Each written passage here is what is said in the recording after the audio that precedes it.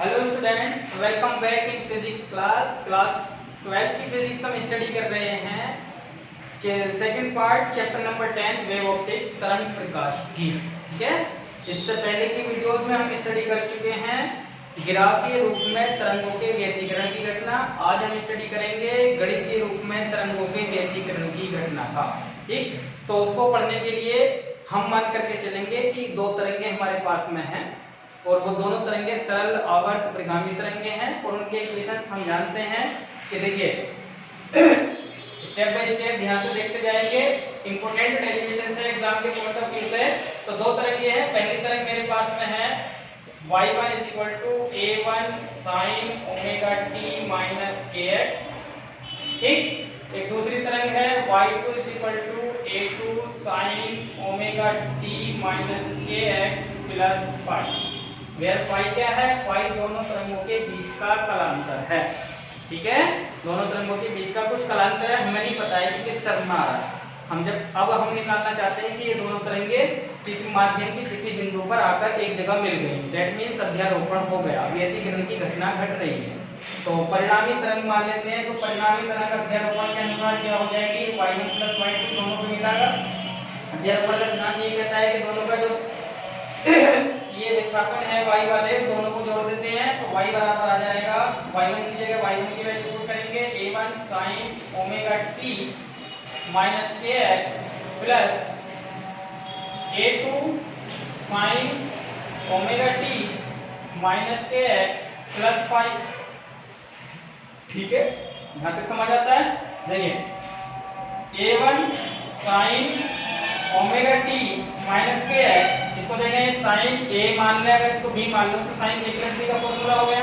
ठीक है, और sin a + b का फॉर्मूला रहता है sin a cos b + cos a sin b। a2 sin a + b का फॉर्मूला लगाऊंगा तो क्या हो जाएगा? sin a that means omega t kx sin a cos b that means cos phi। ठीक है, प्लस इस बार जो है ये वाला a cos के साथ आ जाएगा cos omega t kx sin phi। ठीक है, a2 की मल्टीप्लाई अंदर करते हैं तो ये हो गया a1 sin omega t kx plus a2 sin omega t kx cos phi plus a2 cos omega t kx sin phi। ये आ गई मेरी परिणामी तरंग। अब आप कहेंगे कि परिणामी तरंग जब हमने ग्राफ में देखी थी तो वो तो पहले की तरह ही आ रही थी, या तो ऊपर को आ रही थी या नीचे को आ रही थी, दोनों में से एक की तरह आ रही थी। ये तो कोई सा भी फॉर्मेट नहीं बना तरंग का, न इसके जैसा न इसके जैसा। ठीक है, तो हम इस तरंग को जो यहाँ पर परिणामी तरंग आई है इसको उसी फॉर्मेट में लेकर आएंगे जो परिणामी तरंग का समीकरण होता है। ठीक है, अब उसको लाने के लिए क्या करेंगे? दो नए चर अपने पास से मान करके चलेंगे। पहले से और रिड्यूस कर लेते हैं, जो अगर कुछ कॉमन आता है। देखिए ये sin omega t kx sin omega t kx ये कॉमन आ सकता है। ठीक है, तो sin ओमेगा t kx क्या बन जाएगा? a1 + a2 cos phi। ठीक है, इसमें कोई कॉमन नहीं आ रहा है तो इसको क्या लिख लूं मैं? cos omega t kx sin phi।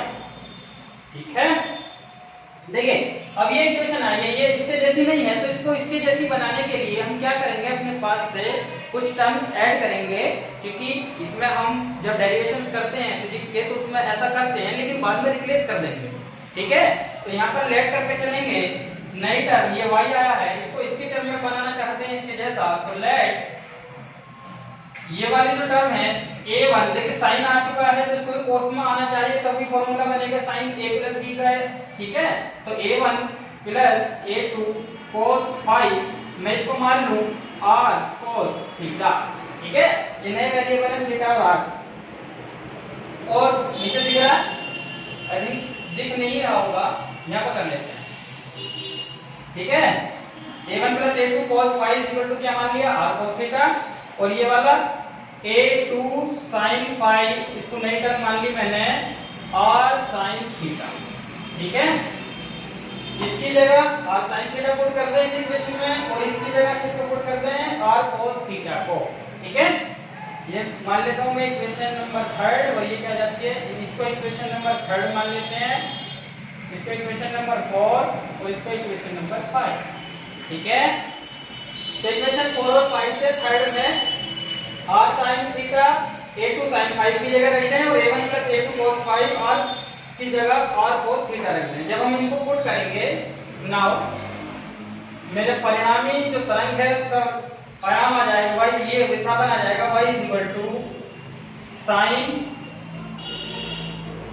Omega t minus kx, r को पहले लिख लो। ठीक है, cos थीटा प्लस r को पहले लिख दूं cos omega t minus kx sin theta. जरा देखें, sin a cos b cos a sin b, अब बन गया पहले के जैसा, मतलब ये उल्टा फॉर्मूला बनाया है। तो इसको क्या लिख सकता हूं मैं, y r कॉमन ले लिया तो इसको लिख सकते हैं sin omega t minus kx plus theta. ये आ गई मेरी परिणामी तरंग का समीकरण, जो परिणामी तरंग आई है अध्यारोपण के बाद। ठीक है, तो ये तो आगे हमारी परिणामी तरंग की, इस प्रकार की तरंग हमें दो तरंगों के मिलने से प्राप्त हो। अब बात यह आ जाती है, ये जो r है ये क्या है, ये है परिणामी तरंग का आयाम। ये r क्या है, परिणामी तरंग का आयाम। अब हमने पीछे वाले केस में जब ग्राफिक्स पढ़ा था तो हमने ये देखा था कि परिणामी जो तरंग आती है उसका आयाम या तो बढ़ जाता है या इन दोनों से कम हो जाता है। ठीक है, तो इन दोनों से ज्यादा भी हो सकता है, कम भी हो सकता है। इसका आयाम कैसे निकालेंगे जी, बिल्कुल व्यतिकरण जो है इसके आयाम पर ही डिपेंड करेगा, इसके आयाम ही निकालना है हमको। ये तो समीकरण का, ये तो अध्यारोपित तरंग का समीकरण निकाल दिया। अब आयाम देखते हैं कैसे निकालते हैं। तो आयाम निकालने के लिए जो हमने कंसीडर किए थे, ये थे कंसीडर, देखिए इक्वेशन नंबर 4 और इक्वेशन नंबर 5, ये वाली और ये वाली। तो दोनों तरंगों को मेरे को r चाहिए, तो दोनों जो इक्वेशन नंबर 4 है और इक्वेशन नंबर 5 है उनके वर्ग करके मैं ऐड कर देता हूं। तो इक्वेशन नंबर 4 का स्क्वायर प्लस कर दो इक्वेशन नंबर 5 का स्क्वायर, कर सकते हैं इतना। चलिए, तो ये क्या हो जाएगा, a1 प्लस a2 cos 5 का whole square is equal to हो गया r square cos square theta, और दूसरा है a2 sin 5 का whole square is equal to हो गया r square sin square theta. ठीक है, चलिए इसे भी हटा देते हैं यहां से। तो जब ये हो गया हमारा, ऐड करेंगे, लेफ्ट और लेफ्ट के साथ ऐड हो जाएगा, a1 प्लस a2 cos 5 का whole square plus a2 sin 5 का whole square is equal to हो गया r स्क्वायर कॉमन लो sin square theta plus cos square theta, ये 1। ठीक है, ये होल स्क्वायर कर लूं तो a1 square a2 square cos square 5 plus a2 square sin square 5 is equal to आ गया, सॉरी ये वाली टर्म रहेगी a1 square a2 plus 2a1 a2 cos 5। ठीक है, इज इक्वल टू आ गया r स्क्वायर। अब यहां पर देखेंगे a2 cos square 5 a2 sin square 5, a2 square common आ सकता है तो a1 square plus a2 square sin square 5 plus cos square 5 plus 2a1 a2 cos 5 is equal to r square.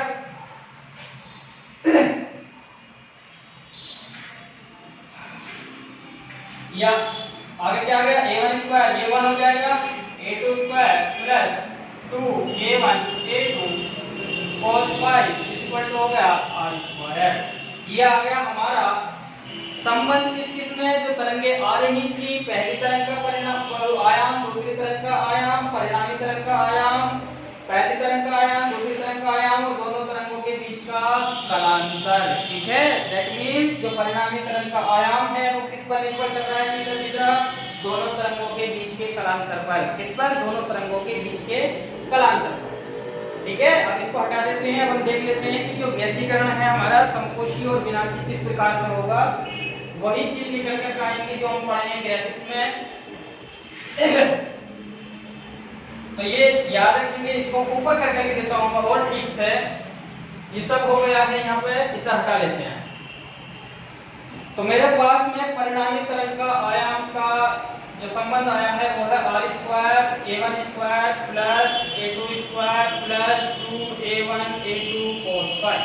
ठीक है, a1 पहली तरंग का आयाम, a2 दूसरी तरंग का आयाम, फाई दोनों तरंगों के बीच का कलांतर और परिणामी तरंग का आयाम। देखा आयाम के बीच है। अब यदि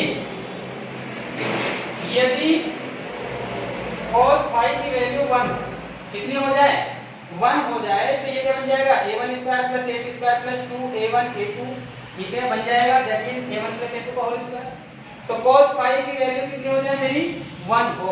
और cos फाई की वैल्यू 1 कब होगी, जब फाई की वैल्यू होगी 0, 2 पाई, 4 पाई, 6 पाई, 8 पाई, 10 पाई, अर्थात यदि उन तरंगों के बीच कलांतर जो आकर मिल रही हैं, जो हो रही हैं, कलांतर फाई की वैल्यू इतनी हो, cos 0 का मान 1 होता है, cos 2 पाई का मान 1 होता है।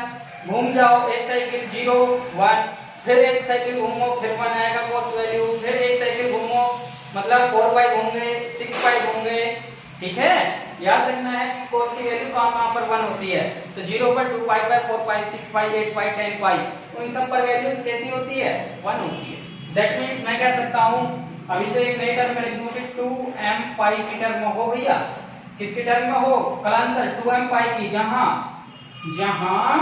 m इज इक्वल टू कितना हो, 0 से 1 2 3 अप टू 10 तक भी चले जाएं। ठीक है, अगर इस तरह का कलांतर दो तरंगों के बीच आ रहा है तो cos पाई कितना होगा, 1 होगा। तब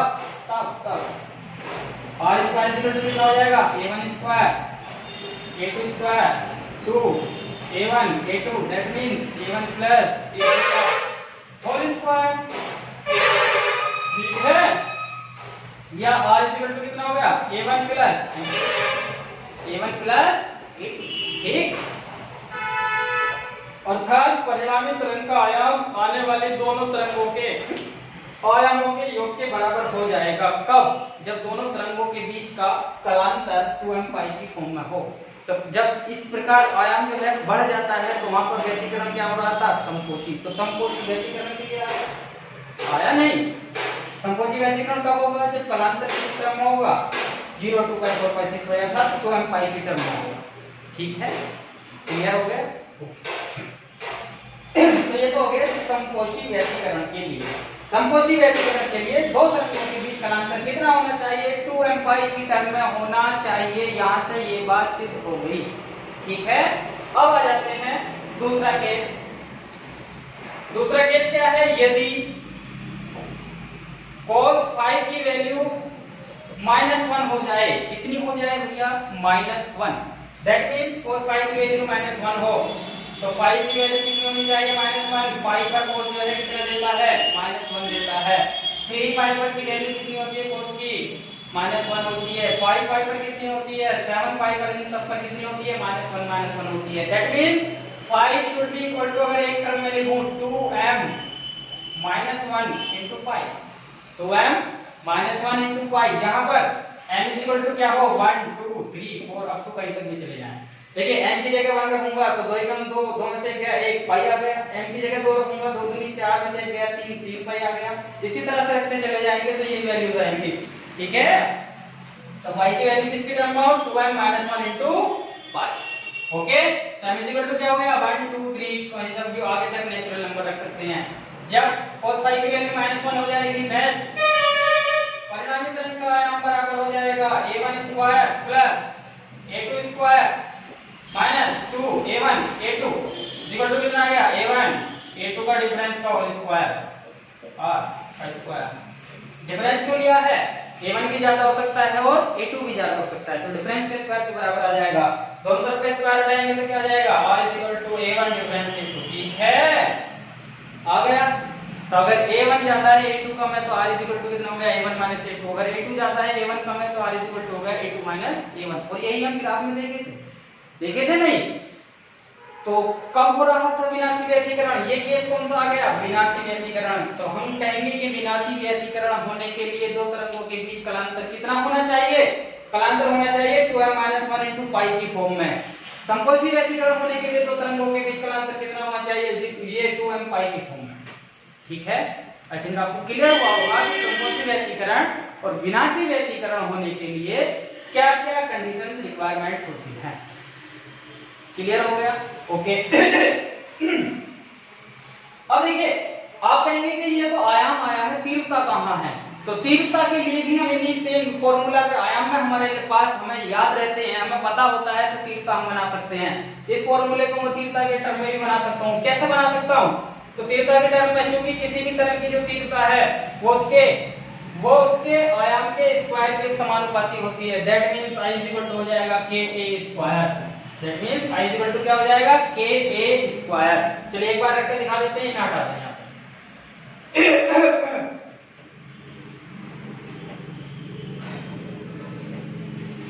ये काफी बार एग्जाम में पूछे जा चुके हैं भाई, ध्यान से पढ़ लें।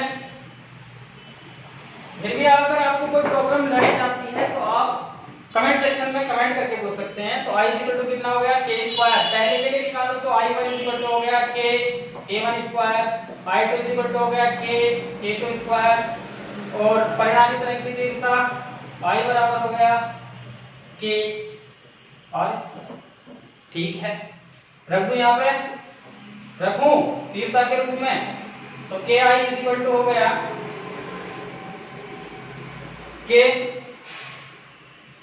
ये R स्क्वायर की वैल्यू जो अगर मैं पुट करूंगा तो K को हटा के डायरेक्ट यहाँ से I की टर्म में रख लेते हैं। R स्क्वायर कितना हो जाएगा? K, चूंकि इधर भी K आएगा तो कैंसिल आउट हो जाएगा। ठीक है, तो I इक्वल टू हो गया I1 प्लस I2, स्क्वायर में ना, स्क्वायर के बराबर है I, तो यहाँ से स्क्वायर के बराबर I रखा, ये I1 I2 प्लस, अब देखिए यहाँ पे स्क्वायर नहीं है तो ये उल्टे हो जाएगा, A1 बराबर हो जाएगा square root I1 square root I2 cos phi। ठीक है, तो ये आ गई हमारी तीव्रता के रूप में। तो अगर आपको ये याद है, ये दैट मींस ये कि तीव्रता और आयाम में क्या संबंध होता है, इंपॉर्टेंट है, याद रखें कि तीव्रता किसी तरह की जो तीव्रता होती है वो उसके आयाम के स्क्वायर के बराबर होती है। यहाँ पर एक ये नियतांक होता है कि I equal to K square. ठीक है, जब इस फॉर्मूले में रखेंगे तो K एलिमिनेट हो जाता है, इसलिए कैसा कोई इफेक्ट अभी नहीं पड़ता। तो ये तो था भाई हमारा, क्या था, अगर मैं इन्हीं को फॉर्मूला उसके रूप में लिख लूं तो क्या आ जाएगा? ये हमारा आ जाएगा